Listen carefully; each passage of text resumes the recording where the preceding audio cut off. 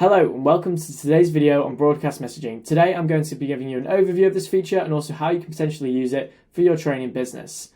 To find the broadcast messaging, all you have to do is click onto the inbox and you'll see it's in the top left, the broadcast button here.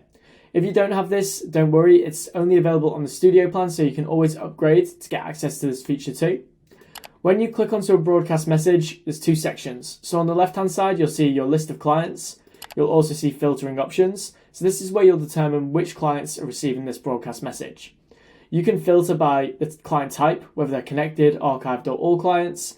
You can filter based off the owner of the client and on the group of the clients as well.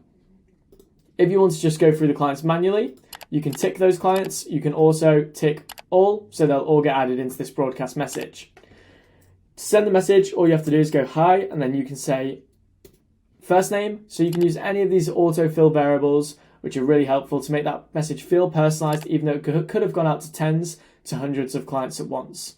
You can also upload media into these messages. You simply just press send, and then all of your clients will receive that from the moment you press broadcast now.